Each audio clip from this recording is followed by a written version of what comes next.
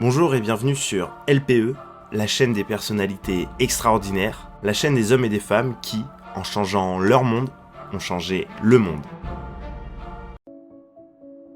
Aujourd'hui, nous continuons donc dans cette vidéo avec la vie passionnante de Mohamed Ali.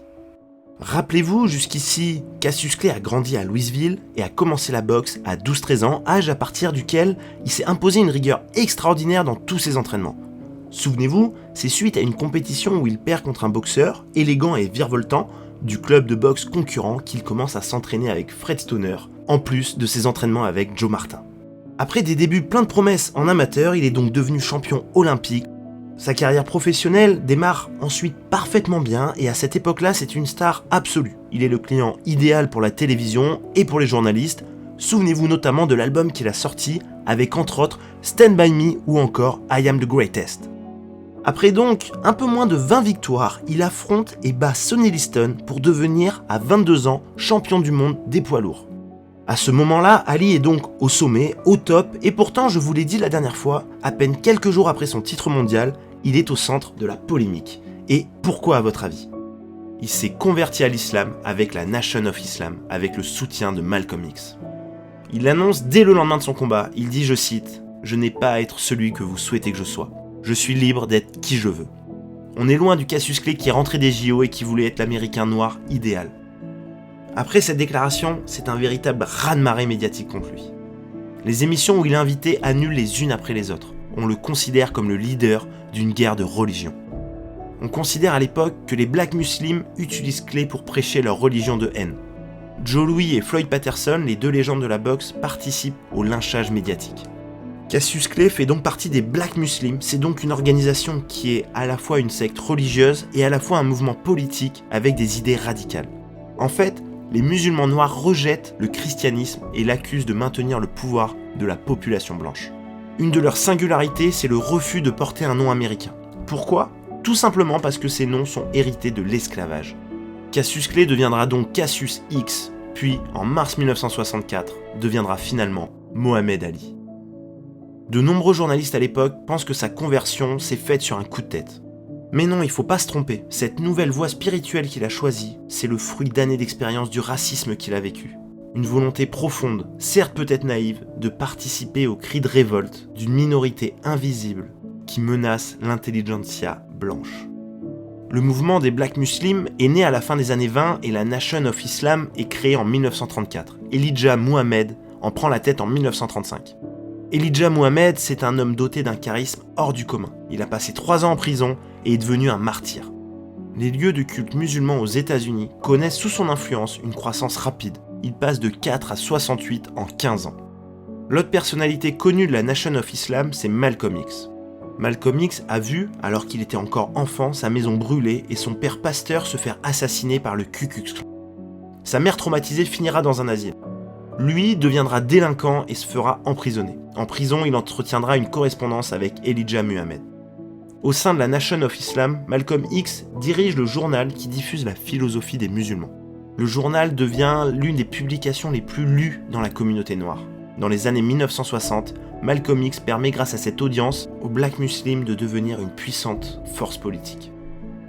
Mohamed Ali a lui été attiré par les Black Muslims depuis plusieurs années. En fait, il commence à les fréquenter dès 1961, un an seulement après son titre olympique. Il aime ce groupuscule qui promeut la fierté d'être noir, à une époque où même en étant champion olympique, il se faisait refuser l'entrée dans de nombreux restaurants. Il se sent proche des notions de solidarité et d'assistance aux plus démunis prônées par la Nation of Islam. Leur discours le touche depuis plusieurs années, notamment sur les effets de l'esclavage, sur la perte de l'héritage africain, sur l'homme blanc comme personnification du mal, sur le caractère néfaste de la religion chrétienne, ou encore sur l'abandon du complexe d'infériorité raciale. D'ailleurs, un journaliste photographe racontera plus tard un épisode qui a eu lieu à Miami en 1961. Ce journaliste était avec Cassius dans une boutique de vêtements pour acheter des chemises, et Cassius n'était pas sûr de sa taille. Un vendeur s'est approché et lui a dit qu'il ne pouvait pas essayer. Le chef de rayon s'est à son tour approché et a confirmé que les négros n'avaient pas le droit d'essayer les vêtements. Le journaliste a exigé de parler au directeur pour lui dire « Mais cet homme a remporté une médaille d'or olympique !» Mais le directeur a simplement répondu qu'il ne faisait qu'appliquer le règlement du magasin. Bref, la conversion ne se fait pas du jour au lendemain. Il participe pendant des semaines, des mois à des réunions, il convainc même son frère de rejoindre les Black Muslims. Ali et Malcolm X se rencontrent en 1962 à Détroit. Malcolm X a 20 ans de plus que le boxeur et voit en lui un petit frère de qui il pourra être le guide et qui pourra devenir le fer de lance de la cause noire.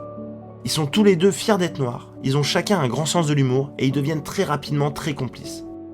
Le boxeur exige à partir de maintenant qu'on l'appelle Mohamed Ali.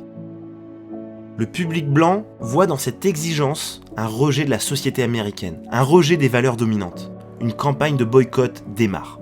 Les médias refusent même de l'appeler Mohamed Ali. En France, le magazine Paris Match propose à ses lecteurs une découverte de ce champion bizarre. Plusieurs pages lui sont consacrées, mais aucune information sur sa conversion à l'islam ou à son nouveau nom, Mohamed Ali. Revenons maintenant à la boxe. Il avait donc gagné le titre de champion du monde contre Liston, et 1 an plus tard, c'est la revanche.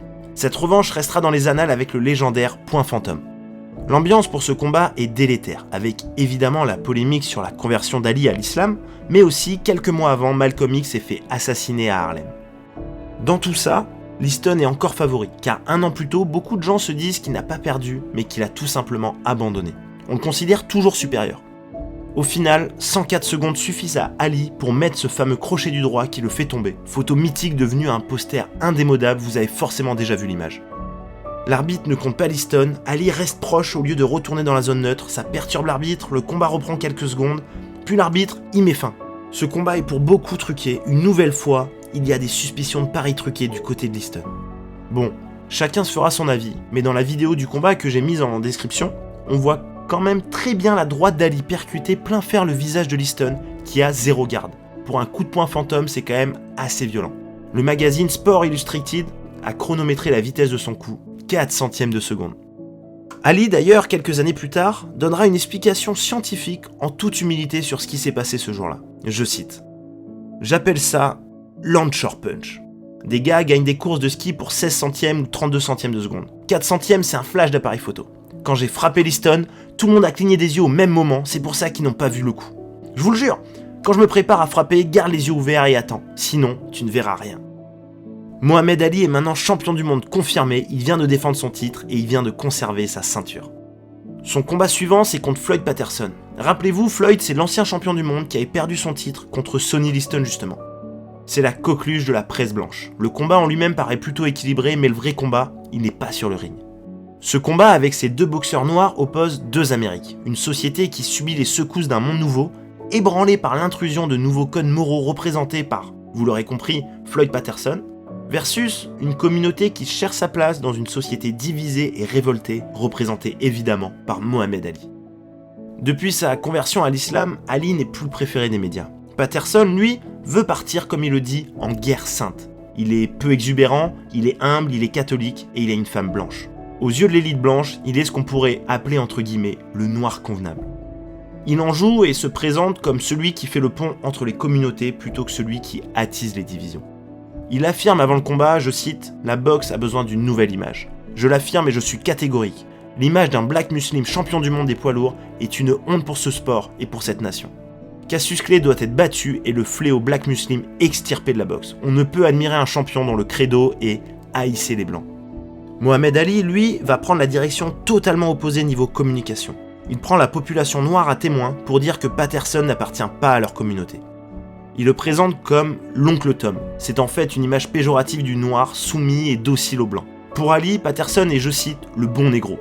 Il imite Patterson en interview en le faisant parler comme un noir soumis au maître blanc. Il sait qu'il choque et il veut réveiller un sentiment de révolte dans la communauté noire.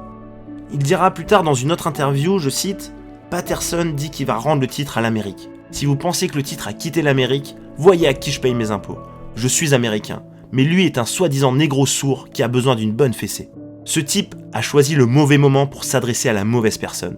Nous n'estimons pas que les Black Muslims aient le titre, pas plus que les baptistes ne pensaient qu'ils l'avaient quand Joe Louis était champion.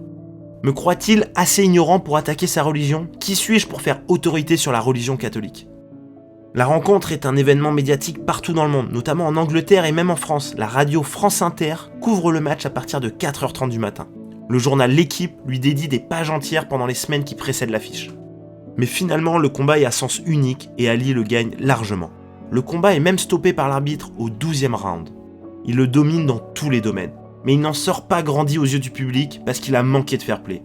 En fait, il a prolongé ce combat comme pour humilier son adversaire. Et ça, c'est un comportement qui est très peu répandu dans le noble art. Au final, si on veut faire un bilan sur ses 29 premiers combats, il en gagne 23 par KO. Malgré son côté esthète, gracieux, dansant, c'est aussi un redoutable puncher. Avant lui, un bon boxeur, c'était un boxeur qui avançait et qui cognait fort, qui ne laissait pas de temps à son adversaire. Mais Ali a réinventé la boxe, en portant l'art de l'esquive à son plus haut niveau, en boxant, en reculant, en dansant. Sa mobilité sur le ring, ça révolutionne sa catégorie. Il boxe avec une garde basse, le dos droit, pas courbé. Il ne cherche pas le chaos systématique et brutal, mais il les obtient par des coups variés sur tout le corps de l'adversaire. Pendant les années 60, Ali est au sommet de son art. Journalistes et adversaires disent qu'ils n'ont jamais vu un poids lourd aussi rapide et aussi vif. Mais dans le même temps, sa manière de boxer est aussi critiquée par certains journalistes de l'establishment, car comme je viens de le raconter avec Patterson, il donne l'image de faire durer ses combats, de ne pas chercher le chaos comme le veut la tradition en boxe. Et ces critiques sont sévères. Il est pourtant ce qu'on appelle un boxeur propre. Il prend pas d'avertissement, il n'utilise pas les techniques de triche habituelles pour certains, doigts dans l'œil, coups sur la nuque, etc.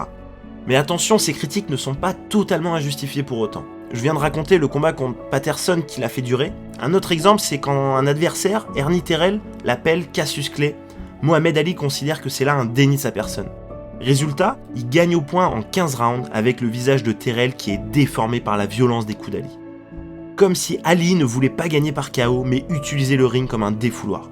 La presse le dépeint comme un barbare sans aucun fair-play. Les critiques de la presse sur son comportement ne sont pas sans lien avec sa conversion. Ils pensent qu'il est machiavélique sur le ring à cause de l'influence des Black Muslims. Pendant le combat, à chaque coup, Ali hurlait « Quel est mon nom ?» Ce jour-là, c'était clairement le côté obscur d'Ali qui était sur le ring. Il voulait blesser Terrell. Et il ne faut pas mentir, il y avait quelque chose d'immoral dans sa façon de boxer ce soir-là. Quelques jours après le combat, la polémique ne s'arrête toujours pas. Il est invité sur la chaîne ABC pour commenter la rediffusion du match et se défend de manière posée. Il explique que quand il est sur le ring, c'est pour battre son adversaire. Si le combat était insupportable et déséquilibré, l'arbitre ou les adversaires pouvaient l'arrêter quand ils le voulaient. Il regrette en revanche d'avoir utilisé le ring pour régler ses comptes et d'avoir hurlé sans cesse « What's my name ?» parce qu'en plus de la provocation, c'est interdit de parler quand on boxe. Bref, le combat laisse quand même des traces dans l'opinion publique. Depuis tout à l'heure, je vous parle des critiques de la presse, notamment des journalistes de l'establishment, qui sont en général plutôt blancs et âgés. Mais pour autant, certains journalistes ont en revanche participé à sa légende. Une nouvelle génération de journalistes, une génération majoritairement blanche et d'origine juive, s'intéresse à la condition noire dans les États-Unis des années 60. Ces journalistes sont marqués par le nouvel élan artistique des musiciens et écrivains noirs, et par certaines personnalités comme Martin Luther King ou Malcolm X. Avec leurs articles, ils veulent livrer à la population blanche la réalité du mal-être de la population noire. Et Mohamed Ali est l'expression de ce mal-être. Et ce mal-être va atteindre son paroxysme en 1967. Petit rappel de la situation géopolitique à ce moment-là. Les USA sont engagés depuis 1964 en Indochine, aux côtés du Vietnam du Sud contre les communistes du Vietnam du Nord. Leur théorie est simple, c'est la théorie des dominos. Si le Vietnam tombe dans le communisme, tous les voisins tomberont aussi sous le joug du communisme. Année après année, le nombre de morts américains augmente. En 1967, plus de 9000 Américains meurent au Vietnam. C'est pendant cette année-là que le pays est divisé sur la question vietnamienne. La population s'interroge sur les fondements de sa politique, sa morale et sa société. On est en plein mouvement Peace and Love. Le mouvement contre la guerre interpelle l'opinion publique. Des reportages sur les atrocités des combats sensibilisent toute l'Amérique. En avril 1967, Martin Luther King dénonce les États-Unis comme occupant le Vietnam de la même façon que si c'était une colonie. Au même moment, de nombreuses émeutes urbaines éclatent. Détroit, Newark, qui sont les principaux ghettos noirs qui deviennent des lieux de révolte des jeunes, à cause de la discrimination, d'un taux de chômage élevé, d'habitations précaires et évidemment d'une police qui abuse de sa force. Les leaders noirs comme Martin Luther King ou comme les leaders des Black Panthers s'opposent à l'envoi de soldats noirs. Ali, dans ce contexte, est donc appelé à rejoindre l'armée en 1967. Il avait d'abord été reconnu inapte au service pour faiblesse intellectuelle, avant que ce soit modifié. Quand la presse apprend qu'il est appelé, on le harcèle de questions. Que pensez-vous du Vietnam ? Je ne sais rien sur le Vietnam. Savez-vous où c'est ? C'est quelque part, par là. Finalement, sur la question « Que pensez-vous des Viet Cong ?», Ali explose. « Eh mec, je n'ai rien contre les Viet Cong ». Cette phrase, transformée par la presse en « Je n'ai pas de problème avec les Viet Cong », devient le début d'une véritable polémique. Elle entraîne des réactions haineuses contre le boxeur. Lui qui voulait tout simplement mettre en avant le fait qu'il réprouve la violence, ça a été vu comme une preuve d'un non-patriotisme avoué. Les médias le diabolisent. Ali n'est pas patriotique et c'est un lâche. Une grande partie de la presse est d'accord. Une campagne médiatique débute pour le destituer de son titre de champion du monde. Pour resituer, beaucoup de ces journalistes qui sont nés dans les années 1900-1910 voient dans Ali le symbole d'une jeunesse gâtée et dégradante, notamment à cause du mouvement beatnik et le mouvement hippie. Les anciens champions du monde attaquent aussi Ali. Ali reçoit des appels anonymes de menaces, racistes et islamophobes. Ça ressemble à ça. Mohamed, Cassius, je m'en fous de ton nom, je t'ai entendu à la télé, espèce de lâche, sale renégat de noir. Dommage que j'ai pas une bombe, je t'enverrai en enfer. Une autre dame hystérique lui dit au téléphone, espèce de salaud de nègre, je prie le bon Dieu pour qu'on vous incorpore dès demain et qu'on vous fusille sur le champ. Ces combats sont annulés les uns après les autres par le gouvernement, d'un point de vue sportif et d'un point de vue médiatique, c'est une hécatombe, c'est une descente aux enfers. Deux options s'offrent alors au boxeur, soit des excuses publiques en disant que ses propos ont été mal interprétés et qu'il est évidemment patriote. Ou, deuxième issue, quitter le territoire pour le Canada. Mais maintenant il est surveillé par les services secrets du gouvernement. Le FBI va jusqu'à interroger des proches du boxeur, il scrute la moindre de ses infractions. Ali est de plus en plus isolé et doit faire profil bas s'il veut continuer à boxer. Sa situation est presque intenable jusqu'en avril 1967 où on lui demande l'incorporation. Il refuse au nom de la conviction sur la liberté individuelle et sur la croyance religieuse. Le gouvernement, qui craint une démobilisation des jeunes noirs qui prennent Ali pour modèle, doit réagir. Résultat, le 8 mai, Ali est inculpé. On le photographie de face, on le photographie de profil, on lui donne un numéro, on relève ses empreintes comme si c'était un vulgaire repris de justice. Il est finalement libéré sous caution, mais avec l'interdiction formelle de quitter le territoire. Le 20 juin, un jury, uniquement un jury composé de personnes blanches, le désigne coupable de refus d'incorporation. Résultat, 5 ans de prison et une amende de 10 000 $. On lui confisque même son passeport. La WBA lui retire son titre de champion du monde en moins de 48 heures. On lui retire sa licence de boxeur professionnel. Sa carrière est donc suspendue. Quand on lui annonce son jugement, Ali n'est ni triste ni énervé. Il a une foule de partisans à présent. Des noirs nationalistes, des jeunes blancs qui le considèrent comme un héros pacifiste. Malgré son interdiction de boxer, il alimente l'actualité grâce à des conférences faites dans des établissements éducatifs. Ce sont là de véritables tournées. Les prix de chaque conférence montent les unes après les autres. Ali, qui était déjà à l'aise devant les médias, est de plus en plus sûr de lui devant un nouveau public de blancs aisés. C'est le moyen idéal pour lui de ne pas s'éloigner de la scène publique et entretenir sa popularité. Il impressionne, il charme, il prépare sérieusement chacune de ses prestations, comme il le faisait avant de monter sur le ring. Rien n'est laissé au hasard. Il captive le public sur des thèmes attendus et sur d'autres qui sont plus polémiques. Il utilise l'humour satirique et l'autodérision. Quand on lui parle de boxe, il affirme qu'il est le plus grand des plus grands et n'hésite pas à demander au public de scander son nom. Beaucoup de sujets sont évoqués à chaque conférence. Guerre du Vietnam, retrait de son titre, difficultés financières, ségrégation, fierté noire, mariage interracial, le besoin d'un territoire noir distinct, la haine, l'argent, aucun sujet n'est mis de côté. Dans ces années où Kennedy, Martin Luther King ou encore Malcolm X se sont fait assassiner, Mohamed Ali est un rebelle d'opinion pour cette génération des années 1960. En 68, la guerre au Vietnam s'enlise dans la violence et dans les atrocités. L'opinion publique devient de plus en plus favorable au retrait des troupes américaines. À la fin des années 60, l'Amérique fait sa mue et Ali contribue grandement à cette mutation. Ali devient petit à petit une référence pour de nombreux sportifs, notamment Tommy Smith, le champion du 200 mètres qui lèvera son poing en signe de protestation dans la célèbre photo des JO de 1968. Finalement, sans même le vouloir réellement, il devient une personnalité de plus en plus appréciée. Il représente un libre penseur. Pour de nombreux étudiants noirs, l'histoire d'Ali se confond avec celle de l'esclavage, de la migration massive des sudistes vers le nord, des droits civiques, de la conquête sociale par le sport, des blacks musulmans.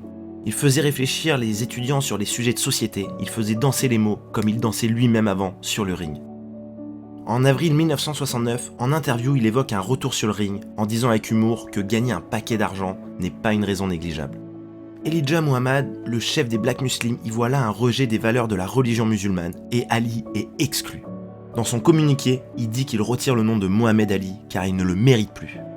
C'est en fait une bonne nouvelle pour Ali parce que grâce à cette exclusion, il se dégage d'une grande pression sur ses activités et sur ses déclarations. Les fans d'Ali sont tous ravis, cette excommunication est la preuve d'une parole libérée. Ali continue donc de faire des conférences tout en menant dans le même temps le combat juridique pour avoir le droit de remonter sur le ring. Malgré son interdiction de boxer, il distille ici et là l'impression d'un potentiel retour en jouant le chaud et le froid dans la presse, notamment en expliquant que le nouveau champion du monde, Joe Frazier, ne ferait évidemment pas le poids face à lui. De plus en plus de personnalités vont soutenir Ali publiquement, ce qui mettra la pression sur les autorités de la boxe et sur le gouvernement. Son insistance finira par payer, il va finalement remonter sur le ring en 1970 à Atlanta, en Géorgie. Cet état n'est pas soumis à la juridiction de la commission de la boxe, car il n'y a pas de commission des sports. C'est donc tapis rouge pour Ali. Ali a des intentions claires, il veut reconquérir son titre.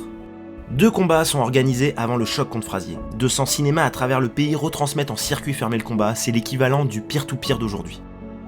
À Atlanta, la rencontre est un événement historique. En fait, la ville était déjà le lieu de naissance de Martin Luther King et de Leroy Johnson, qui était le premier sénateur noir élu au Sénat depuis 1874, et maintenant, cette ville accueille ce combat qui promet énormément. Son opposant, surnommé l'Irlandais, était l'espoir blanc. On mettait en lui des espoirs qui n'avaient pas su tenir et ce combat contre Ali est finalement sa chance de tout rattraper. 3 ans et demi après son dernier combat, Ali paraît toujours aussi vif et dansant. Résultat, chaos technique dès le 3e round. Après le combat, la veuve de Martin Luther King lui remet émue le prix Martin Luther King pour ses contributions à la cause de la dignité humaine. Elle le qualifie de champion de la justice, de la paix et de l'unité. 2 mois plus tard, retour sur le ring, mais Ali est moins impressionnant, moins rapide. Il gagne finalement par KO au 15e round, mais avec quelques difficultés. Mais peu importe la manière, l'important est qu'il vient de gagner et qu'il peut à présent se lancer dans la trilogie de combat contre Frazier qui marquera à jamais l'histoire de la boxe. Cette rivalité n'a rien à voir avec un Nadal Federer ou un Messi Ronaldo d'aujourd'hui, où la rivalité est consensuelle, elle est polie. Là, on est dans une véritable opposition de personnalité, de mentalité, de style de boxe, c'est 2 Amériques qui s'affrontent. Cette trilogie est surmédiatisée, très couverte, une véritable inflation touche les gains des joueurs. L'opposition Ali-Frazier dépasse le cadre strict de la boxe pour pénétrer dans la conscience collective américaine. Le premier acte a lieu le 8 mars 1971. Ali a alors 29 ans et vient tenter de reprendre son titre mondial qu'il n'a finalement jamais perdu.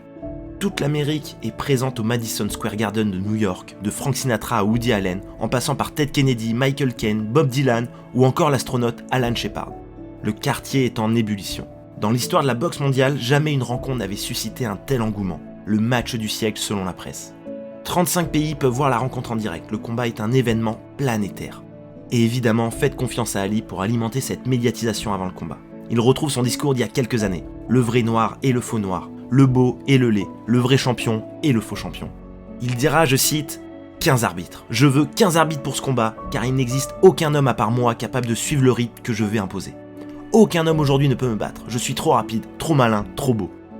Frazier lui répondra du tac au tac à chaque fois en se donnant lui-même le rôle du dur. Comme par exemple quand il dira, je cite, « Je vais juste essayer de lui arracher les tripes ». Avant cette confrontation à distance, ils avaient pourtant été amis. Quand Ali ne peut plus boxer en 67, Frazier le soutient, que ce soit moralement et même matériellement. Il lui prête de l'argent, témoigne devant le Congrès en sa faveur. Frazier a même rencontré Nixon pour lui demander de lui redonner sa licence. Sauf que tout ça, c'est jusqu'à ce que Ali récupère sa licence. À partir de ce moment, Ali est redevenu l'adversaire provocateur qu'il a toujours été. Il ira même jusqu'à l'insulte suprême. Le nouveau surnom de Frazier sera l'oncle Tom, le symbole de l'esclave. Pourquoi ? Parce qu'il est entouré d'hommes d'affaires blancs. Ali dit notamment que Frazier, je cite, « travaille pour l'ennemi, pour l'établissement blanc ». Il est un oncle Tom. L'esclave des blancs. Le point de non-retour est franchi. Frazier n'en revient pas d'être giflé de la sorte par celui à qui il a tendu la main. Il dira « Rappelez-vous que je l'ai aidé à sortir de la merde quand il était dedans. Tu parles d'un frère. Il n'a jamais rien fait pour moi. Maintenant, je parlerai sur le ring. Cette affaire ne durera pas plus de 10 rounds. » À quelques jours du combat, Ali lance face caméra une dernière saillie en forme de promesse. Il dit, je cite, « Si Joe Frazier me bat, je me mettrai à genoux, je ramperai jusqu'à lui et je lui dirai en levant les yeux, tu es le plus grand, tu es le champion du monde. » Le combat est acharné, c'est une véritable opposition de style, le danseur contre le puncher. Le combat tourne largement à l'avantage de Frazier après les 2-3 premiers rounds. Ali reçoit un crochet du gauche au 11e round. Ali titube et le gong lui permet finalement de pouvoir continuer le combat. Un énorme crochet dans le 15e et dernier round l'envoie même au sol. Il se relève et finit le combat qu'il perd au point sans aucune discussion possible. Le combat a tenu toutes ses promesses. Ali, the greatest, vient de perdre son premier combat professionnel. Frazier savoure et dit « Quand la cloche a retenti à la fin, je l'ai regardé et je lui ai dit « Ouais, je t'ai botté le cul ». Ali répondra pour une fois avec une forme de justesse. Il dira, je cite, « Je ne vais pas pleurer. J'ai fait le malheur de plein de gens en les battant, c'est mon tour maintenant. personne ne frappe aussi fort que Frazier. Je suis satisfait de mon combat, même si j'ai perdu. J'ai perdu contre un grand champion, mais peut-être qu'une autre fois, si on se retrouve en ayant tous les deux beaucoup de combats derrière nous, le résultat sera différent. Et c'est vrai, la question se pose, était-ce le vrai Ali sur le ring ? S'il n'avait pas été éloigné des rings pendant presque 4 ans, aurait-il perdu ? Rien n'est moins sûr. Ce combat n'est une nouvelle fois pas seulement un combat de boxe, il oppose deux Amériques noires, mais pas les mêmes que tout à l'heure entre Ali et Patterson. D'un côté, l'artiste, le danseur, le showman Ali qui se rapproche des idéaux des classes dominantes. Et de l'autre, Frazier, le besogneux qui reste simple malgré l'argent. D'ailleurs, après sa carrière, il ouvrira un club de boxe dans un quartier pauvre du pays où il se sentira comme à la maison. Ali, lui, est au courant des codes et des valeurs de la classe dominante, il fait lui-même partie de la classe émergente, cette nouvelle élite noire. Qui est le meilleur représentant de la population noire aux États-Unis à cette époque ? Ce combat cherche aussi à répondre à cette question. Ali dépeint Frazier comme le noir dépassé, démodé, passif, qui n'a pas eu le courage de prendre le train de l'histoire en combattant pour la fierté noire, comme Ali l'a lui-même fait. Il va jusqu'à le traiter de faux noir. Autre critique, sa laideur. Ali le compare à un gorille. Il dira « Joe est trop moche pour être champion. Joe Frazier est trop bête pour être champion. Le champion du monde doit être beau et malin comme moi. » Ce combat, le combat du siècle pour beaucoup, demande une revanche. Elle est attendue pour 1974. Sauf qu'entre-temps, Frazier perd contre Foreman, qui devient le nouveau champion du monde des poids lourds, et Ali perd contre Norton à la stupéfaction générale avec en plus la mâchoire cassée. L'acte 2 contre Frazier a donc lieu en 1974, même s'il n'y a aucun titre en jeu, l'attente est énorme. Mais le combat déçoit par rapport au premier. Ali gagne par décision des juges, mais il paraît lourd, il paraît emprunté, le combat est globalement décevant.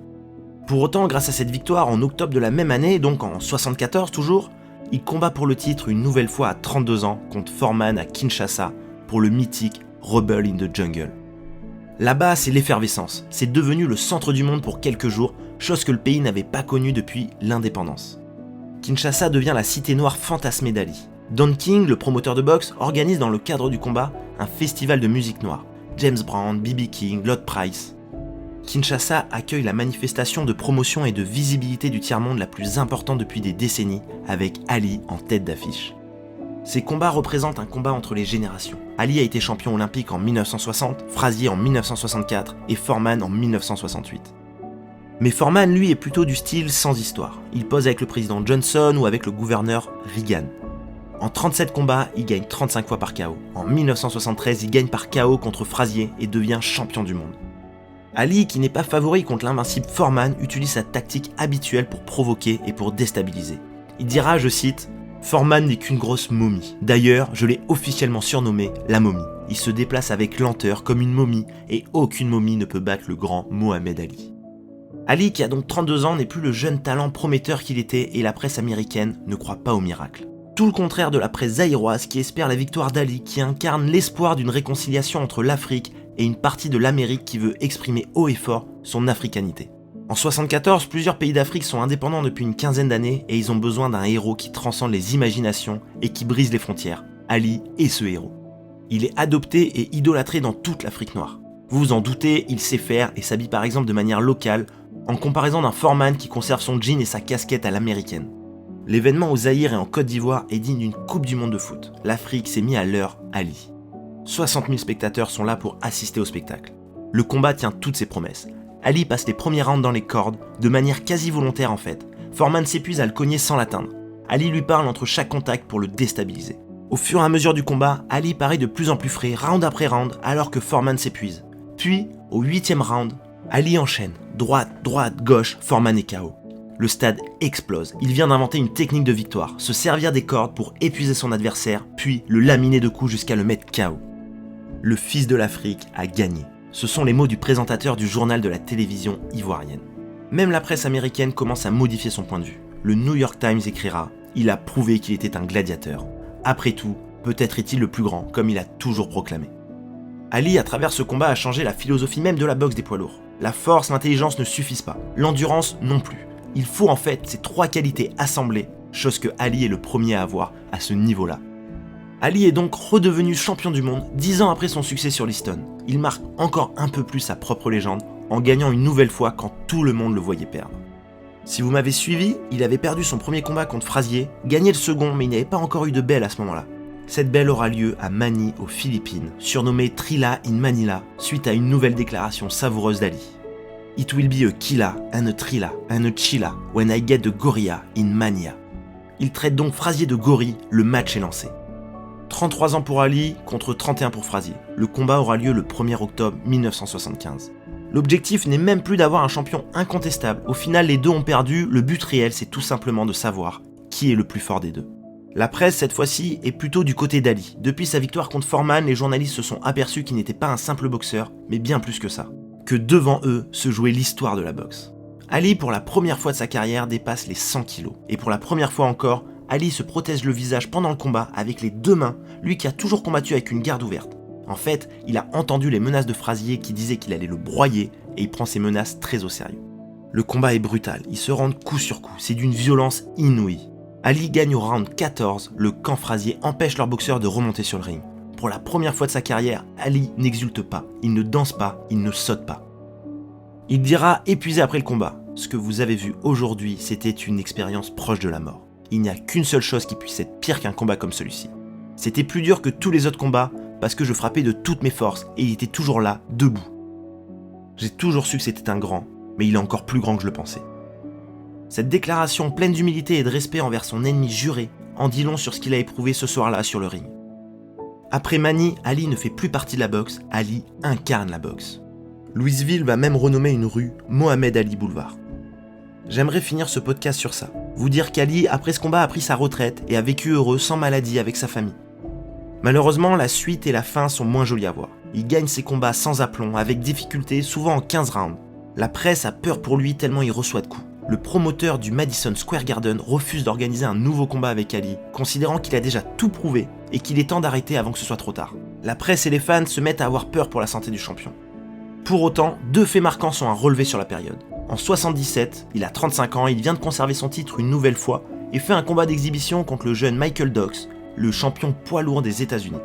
C'est pendant ce combat qu'il esquive pas moins de 21 coups en moins de 10 secondes. Je vous mets la vidéo en description pour que vous puissiez admirer ça. Deuxième fait exceptionnel sur la période, quand il perd contre Leon Spikes en 1978, il se lance l'ultime défi de sa carrière, aller chercher une troisième fois le titre de champion du monde, chose qu'il fera 7 mois plus tard. On lui parle de retraite et lui-même commence à l'évoquer publiquement. Il veut faire autre chose, aider au niveau éducation, au niveau social. Le président Carter le missionne en 1978 pour rencontrer le président de l'URSS Brejnev dans la politique de détente. Dans le même temps, Ali se met au cinéma. Il annonce en 1979 son retrait définitif du monde de la boxe. Sauf qu'Ali revient, comme beaucoup d'autres avant lui, pour un comeback. Pression de l'entourage, besoin d'argent à cause de son train de vie, peu importe, le fait est qu'il remonte sur le ring et que le résultat est déplorable. Son bourreau du soir, Larry Holmes, n'en est même pas vraiment content. C'est un ami d'Ali, il a appris la boxe à ses côtés et c'est à contre-cœur qu'il l'a battu. Quelques mois plus tard, Ali remonte encore sur le ring. Ses proches ont remarqué qu'il a quelques tremblements, qu'il a du mal à parler. Il perd ce dernier combat. Parkinson semble déjà là. Ali dira plus tard, je cite, « J'avais été incapable d'abandonner la boxe, alors c'est la boxe qui m'a abandonné. » Aucun des boxeurs noirs qui m'avaient précédé n'avait su s'arrêter au sommet de sa carrière. La vérité, c'est que si j'avais gagné mon dernier combat, j'aurais continué. Même à 60 ans, j'aurais tenté de réaliser l'impossible. En 1996, au JO d'Atlanta, Ali émeut la planète. Il est celui qui allume la vasque olympique. Physiquement diminué, il trouve la force de faire un geste qui était pourtant si simple pour lui quand il était sur le ring. Parkinson le détruit petit à petit depuis une dizaine d'années. Dans un mouvement émouvant, il allume la vasque devant le monde entier. Il meurt finalement le 3 juin 2016 à l'âge de 74 ans, après des années plutôt discrètes avec sa famille. Finalement, comment pourrait-on résumer Mohamed Ali ? C'était un jeune impatient, grande gueule et belle gueule qui au tout début n'avait pas un talent évident. Mais à force d'ambition, de travail, d'espoir et de confiance dans son destin, il a réussi à devenir la référence absolue dans l'histoire de la boxe. Plus que ça, la BBC l'a même nommé sportif du XXe siècle. Il aura obtenu le titre de champion du monde des poids lourds 3 fois, mais son impact, vous l'avez compris, va bien au-delà du sport. Quand il se convertit à l'islam, il devient un porte-parole des minorités et un dénonciateur de la domination blanche. Quand il refuse d'aller au Vietnam, il met en évidence la violence, les atrocités et l'absurdité de cette guerre. C'était un sportif, il est devenu un symbole, il est devenu un modèle. Son combat à Kinshasa était bien plus qu'un combat. Il a permis de réaliser le premier événement mondialisé qui se tenait en Afrique en promouvant des musiques noires.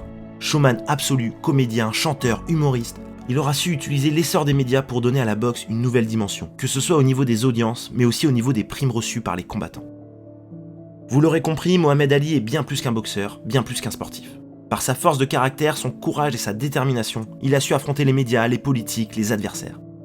J'espère vous avoir transmis ma fascination pour cet homme et qu'il vous inspirera. Et si je n'ai pas réussi à vous faire aimer la boxe en vous parlant de la vie d'Ali, alors je ne sais sincèrement pas comment faire. Merci à tous de m'avoir écouté, j'espère que ce portrait vous aura plu. N'hésitez pas à commenter, à liker, à partager et à vous abonner à ma chaîne. A bientôt avec de nouvelles personnalités extraordinaires.